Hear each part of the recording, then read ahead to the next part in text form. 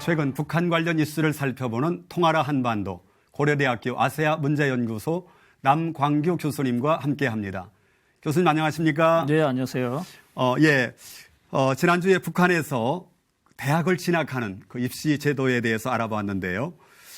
여기도 신분과 이 계층에 따라서 대학 갈 수 있는 그 조건이 다르다고 말씀하셨습니다. 북한의 사회계층 아무래도 당원 중심으로 나누어지겠죠.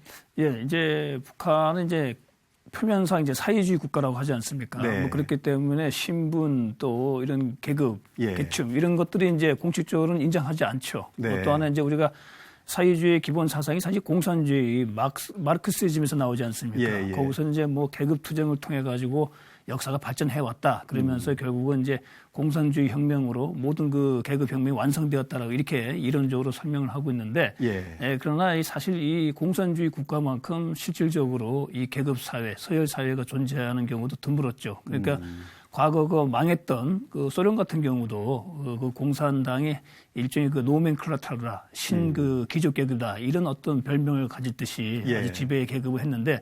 북한은 아주 뭐 더 심하죠. 북한은 그런 계급 사회에다가 어떻게 보게 되면 좀 중세의 어떤 봉건 왕조적인 그런 구조를 갖고 있는데 뭐 다 아시겠지만은 이제 최고 지도자 수령이라고 하죠. 북한에서는 거기 정점으로 해가지고 그 위계적으로 당 또 밑에 뭐 간부들 뭐 이런 식으로 해가지고 쭉 이렇게 계급 사회로 이렇게 분화가 되어 있기 때문에 그런 속에서 결국은 이제 북한은 오늘날 뭐 전 세계적으로 찾아볼 수도 없는 그런 그 계급 사회 또 신분 사회를 보여주고 있는 그런 그 특이한 또 모습을 보여주고 있습니다. 이 북한에도 이 뿌리 깊은 그 서열 의식이 존재하고 있을 것 같은데 좀 어떻습니까? 예, 그렇습니다. 이 북한이라는 국가 자체가 이제 1948년대에 북한이 이제 그 정권이 수립되지 않았습니까? 네. 그 당시 이제 북한을 만들어준 것이 당시 그 소련이었습니다. 그 소련이 이제 그 스탈린이 북한을 그 체제, 김일성 체제를 만들어줬는데 그 스탈린 체제 자체가 이게 계급이거든요. 또 스탈린 개인의 독재, 우상,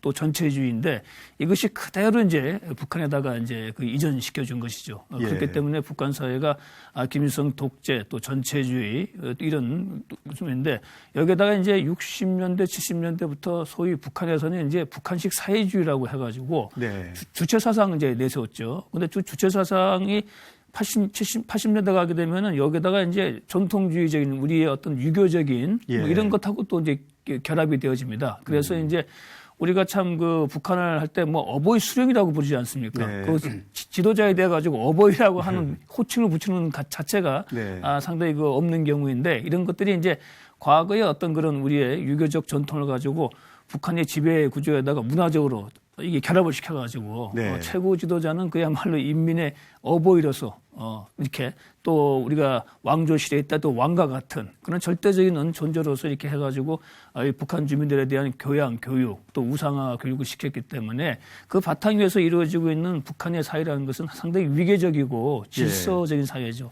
그리고 또 하나 이제 북한이 그런 그 사회 계층을 구분할 때 크게 한 세 가지로 나눕니다. 그래서 북한 체제, 공산주의의 투철한 계층, 그리고 이제 약간 좀 동요하는 계층, 그리고 이제 적대적인 계층 이렇게 나누고 또 세부적으로는 아주 세밀하게 촘촘하게 또 이게 구분을 해가지고 51개의 사실상의 좀 계층, 계급을 구분해서 그것을 이제 북한 사회를 통치하고 최고 지도자 수령을 중심으로 해가지고 북한 주민들의 복종을 이끌어내는 그런 이제 체제로 지금 만들었기 때문에 지구상에 존재하는 국가 중에서 어찌 보게 되면 가장 계급화되어진 서열화되어진 그런 사회 구조를 갖고 있다 이렇게 볼 수가 있습니다.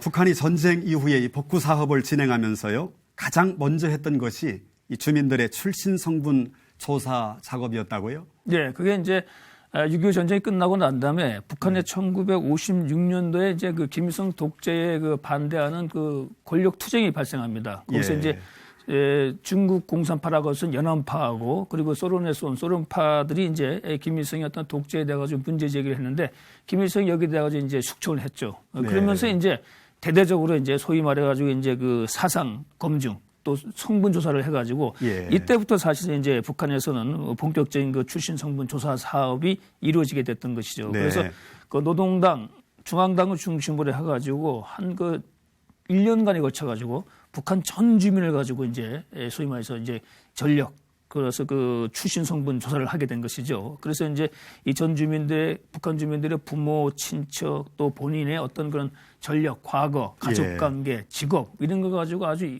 광범위하게 조사를 해서 그것을 바탕으로 해가지고 이른바 이제 북한의 그런 일종의 그 통치에 필요한 계층, 계급 구조를 만들었던 것이죠. 네. 그것이 좀 전에 제가 설명드린 것처럼 크게 세 개 계층으로 나누고 또 그 세 개 계층을 세분화시켜가지고 51개의 세분화된 계층으로 나눠가지고 이 지배계급의 아주 우호적인 세력은 적극적으로 이제 자신들의 어떤 지배계급이나 뭐 당, 군, 간부 또 그런 지배층을 넣고 동요하는 중간 계층이라는 부분들은 이제 일반 북한 주민으로서 또 적대적인 계층은 절대로 북한의 어떠한 공적인 자리나 책임 있는 자리에 가지 못하도록 하는 그런 엄격한 질서, 신분 체제가 사실상 이때 형성되게 된 것입니다.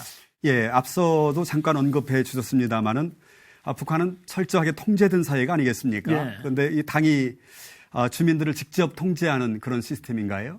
그렇죠. 이제 뭐 북한은 아시겠지만 이제 노동당, 이제 보통 이제 사회주의 공산주의는 공산당이 이 정당인데 북한에서는 그 명칭이 이제 노동당으로 해가지고 하기 때문에 당은 또 그 유일 지배당 아닙니까? 이제 그 단일당이죠. 그런 당인데 그 아예 이제 물론 이제 북한에도 이제 우리와 같은 그 통치 기구가 있습니다. 뭐 또 공안과 관련되어진 예를 들어서 국가안전보위부 또 인민보안부 또 군에서는 뭐 인민군 호위사령부 이 세 가지 기구가 이제 가장 북한에서 이제 중요한 어떤 그 감시 기구, 공안 기구다 이렇게 볼 수가 있겠고요. 또 하나 중요한 것은 역시 그 노동당을 중심으로 해가지고 북한의 모든 그 사회, 단체, 조직들이 다 이게 당을 중심으로 해가지고 이게 조직화되어 있기 때문에 그런 집단 생활, 조직 생활을 통해 가지고 개인을 통제하고 감시하고 하기 때문에 사실 북한에서는 어떻게 보게 되면 이 조직 생활을 떠나가지고 개인이 존재할 수가 없습니다. 그러니까 심지어는 이제 가족 구성원들도 어떤 명칭이든 간에 다 그런 단체나 각 사회 기관에 다 소속이 되어 있기 때문에 그런 활동이 중심이 되어서 하는 것이고요. 그렇기 때문에 가족이라는 것은 어떻게 보게 되면 상당히 실제 북한 주민들한테 얘기 들으면 가족끼리 서로 뭐 이렇게 시간을 갖고 대화를 나눈다거나 이런 시간이 상당히 적다고 해요. 또 실제적으로 그거는 각 조직이나 이런 그 기관 활동들이 우선이기 때문에 사실 그런 것들이 결국은 북한 주민들 하나하나의 행동을 감시하고 통제하고 또 북한 주민들이 어떤 얘기를 하는가 하는 걸 가지고 다 이렇게 체크할 수 있는 것이죠. 그래서 북한에서는 공식적으로 세 사람이 어떤 허가되지 않은 세 사람이 모여가지고 하는 것 자체를 금지시키고 있습니다.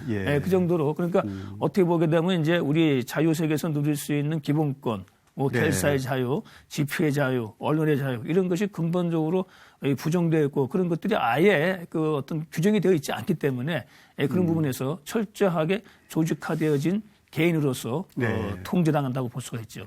예, 사실 우리나라는 감청이나 이 CCTV 촬영 등 여러 가지 그런 기구들이 최첨단 아닙니까? 근데 이 북한에서는 감찰 활동을 어떻게 하고 있나요? 뭐 우리 같은 경우는 이제 첨단 기술이 발달되어 있고 또 아무래도 필요에 따라 공적인 필요에 따라 가지고 CCTV나 이런 것들이 이제 사회 곳곳에 많이 설치되어 있지 않습니까? 범죄를 예방하고 뭐 하기 위해서 또 여러 가지 이제 뭐 예를 들어서 그 기술도 좀 발달되어 있지만 북한도 물론 이런 걸 쓰죠. 그러나 북한은 오히려 어떤 그 기술적인 것보다 제가 조금 전에 설명드린 것처럼 그 개인을 가지고 어떤 형태든 간에 조직이나 단체, 사회기관에 소속시켜가지고 그 소속되어진 단체 안에서의 어떤 교육과정 또 상호 감시 이런 걸 통해가지고 하는 부분들이 사실 그 가장 그 어떤 그 개인의 생활을 가지고 감시하고 통제할 수 있는 가장 또 강력한 어떤 그 무기가 될 수 있는 것이죠. 그래서 대표적으로 이제 개인들은 기본적으로 이제 북한 주민들은 총알하고는 생활 총알하고 하는 그 학습에 다 기본적으로 참여를 하게 돼 있습니다. 뭐 예를 들어서 일주일에 특정한 날, 예를 들어서 뭐 토요일 같은 날 하루를 정해가지고 일주일의 생활을 가지고 서로 이렇게 발표하고 거기에 대해서 서로 상호 비판도 하고 말입니다. 또 일일 총화도 있고 이런 것들이 항상 이루어지기 때문에 그런 어떤 총화라고 하지만 좋게 얘기하면 회의라고 하는데 사실 실상은 이제 자신의 있는 생활을 그대로 얘기를 하고 아니면 이제 그 상대방의 어떤 생활에 대해 가지고 상호 비판, 서로 자아 비판이라고 하죠. 상호 비판이라고 하죠. 뭐 이런 걸 통해 가지고 서로 어떤 걸 감시하게끔 되어 있기 때문에 그런 부분이 있고요. 또 하나 이제 그 학생들도 마찬가지입니다. 예를 들어서 뭐 북한에서는 이제 유학이 그러니까 우리가 지금 유치원 과정이 한 2년 있고 그리고 이제 초등학교 과정이 한 4년 정도 있고 그리고 이제 중등학교 학교가 있거든요. 그게 네. 중고등학교인데 거기서 이제 예를 들어서 뭐 소년단이나 사회주의 노동 청년 동맹, 근데 줄여서 사로청이라고 하는데요. 네. 뭐 이런 그 조직에 그 어린 학생이 다 가입되어 있습니다. 뭐 그 조직 내에서 쉽게 와가지고 그 학생이 가정에서 부모들하고 대화를 나누는 내용들 있지 않습니까? 네네. 이런 것들을 가지고 다 이렇게 기술을 한다거나 예. 아니면 담당하는 선생이나 조직 책임자들이 학생들에게 물어보고 하기 때문에 실제 가정에서 이루어지고 있는 모든 대화들이 아이들의 입을 통해 가지고 각급 그 단체나 교육기관을 통해 가지고 다 이것이 이 청취가 되어진다는 것이죠. 뭐 네. 그렇기 때문에 사실은 그 부모라고 할지라도 그 가정 내에서 어떤 뭐 자유로운 얘기 또 아니면 뭐 북한의 최고 지도자나 북한의 어떤 뭐 당이나 네. 이런 거에 대해서 비판적인 북한에서 비판적인 얘기를 하게 되면은 예. 자칫 잘못하게 되면은 그 아이들에 의해 가지고 고발당할 수가 있습니다. 그러니까 어린 아이들은 뭐 잘 모르니까 예. 뭐 예를 들어서 그런 학교에 간다거나 아니면 그 소년단이거나 아니면 사로청이라고 하는 그런 그 청년 동맹에 가가지고 뭐 있는 그대로를 얘기하고 또 네. 적고하다 보면은 그대로 나올 수가 있는 것이죠.